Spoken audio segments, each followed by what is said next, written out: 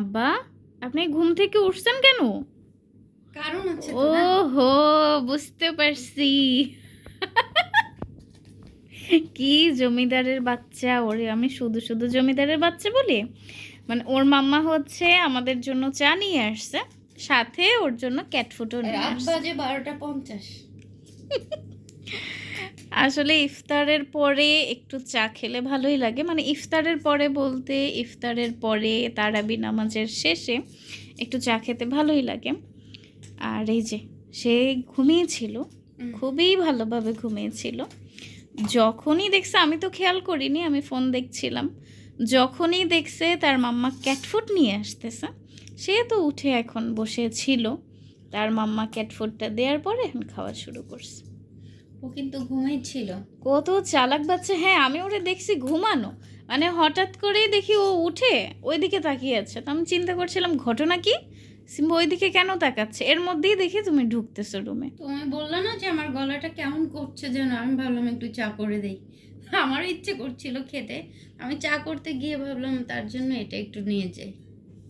হায় রে জমিদারের আবার বাচ্চা! ঠিক এখন শোবে। বাবা, বাবা রে! সিম্বা খুবই খুশি, মাম্মা ছোট একটা কাঁথা বানিয়ে দিয়েছে সিম্বাকে, দেখো। হ্যাঁ, এটা হচ্ছে সিম্বার কাঁথা। মানে ওর পুরো একটা কাঁথা লাগে না, 5-6 হাতের বড় একটা কাঁথা লাগে না। কেটে তারপরে বানিয়ে দিয়েছি।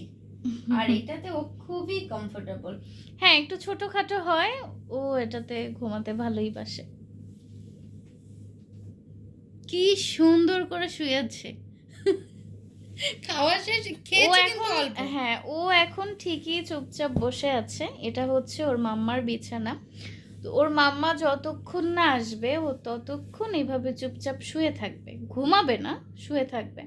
যখন ওর মাম্মা আসবে তখন মানে মনে হবে কি, ওকে দেখলে আমাদের বাসায় কোনো বিড়াল নাই, মানে একদম চুপচাপ বিভোর ঘুমে চলে যাবে। মাম্মা কি খাচ্ছে ও কিন্তু এটা খেয়াল করছে। তুমি কি মাম্মার বিস্কিট খাবা বাবা? খাবেন আপনি? একটু সঙ্গে দেখতে হবে মাম্মা কি খাচ্ছে। তেতো না মিষ্টি, কি খাচ্ছে? অনেকেরই অভিযোগ, খুবই আমাকে গালাগালি করেন যে কেন একটা বিড়ালকে আমি আব্বা ডাকি, এই ছোট বাচ্চাটাকে, এই নিষ্পাপ বাচ্চাটাকে আমি আব্বা ডাকবো না কি ডাকবো বলেন তো? ওকে তো আমি আমার সন্তান ভাবি। আপনার একটা মানে মানুষের বাচ্চা আমাদের, ওরা কি কখনোই আমাদের জন্য জেগে থাকতো এভাবে? আমরা যখন নামাজ পড়ি ও পাশে বসে থাকে, যখন কোরআন তেলাওয়াত করি ও পাশে বসে থাকে। আসলে কি আমাদের একটা মানুষের বাচ্চা এভাবে বসে থাকতো? আমার মনে হয় কখনোই থাকতো না। কি ঢং করে শুয়েছে দেখো। যারা আমাকে গালাগালি করেন ওকে আব্বা ডাকার জন্য, তারা না একটাবার কষ্ট করে একটা বিড়ালের বাচ্চা এনে দেখেন, আপনি ওর ভালোবাসায় এমনভাবে জড়িয়ে যাবেন যে ওকে আব্বা মা যা খুশি তাই বলতে ইচ্ছে করবে, একটুও দ্বিধা লাগবে না। আর আমার পরিবারের কারোই কিন্তু কোনো সমস্যা নাই আমি ওকে কি ডাকি, তাই কে কি বাজে কমেন্ট করলে এগুলো আমার শোনার দরকার নেই। আমার বাচ্চাটা আমার কথা শুনতে শুনতে ঘুম। কিউট, একটা কিউট। যান বাবা। ওরে বাবা, শুনছে মামার হাতে কি বিস্কিট খেলাম না তাই। তুমি ঘুমাও, আমরা চা খাই বাবা, ঘুমাও। ঘুমাও। ওরে বাবা, ওরে আল্লাদি বাচ্চা একটা, মানে মাম্মা আদর করলেই তার ঘুমায় যেতে হবে। সিম্বা মাম্মাকে খুবই লাভ করে। হ্যাঁ, এটা ঠিক, সিম্বা মাম্মাকে অনেক লাভ করে, কারণ সিম্বাকে পছন্দ করে ওর মাম্মাই আনছে। আমি হচ্ছে ওর অন্য একটা ভাই বোনকে পছন্দ করছিলাম, তবে সিম্বার মাম্মা ওকে প্রথম দেখাতেই বলছে নিলে ওকেই নিব।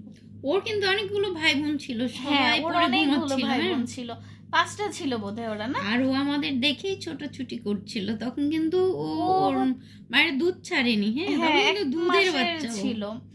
ও ছোটবেলা থেকেই চঞ্চল। আমরা যখন ওকে আনতে যাই ও আমাদের দেখিয়ে একদম ছোটাছুটি করছিল। হ্যাঁ হ্যাঁ, আমি ওর জন্য 3 মাস জানালা বন্ধ করে রেখেছি, ও গ্রিলের পাশে উঠে হাঁটতো।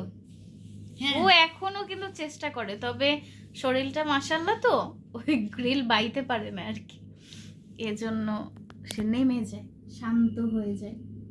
কিউট বেবি একটা, মাশাআল্লাহ। বাবা তুমি ঘুমাও।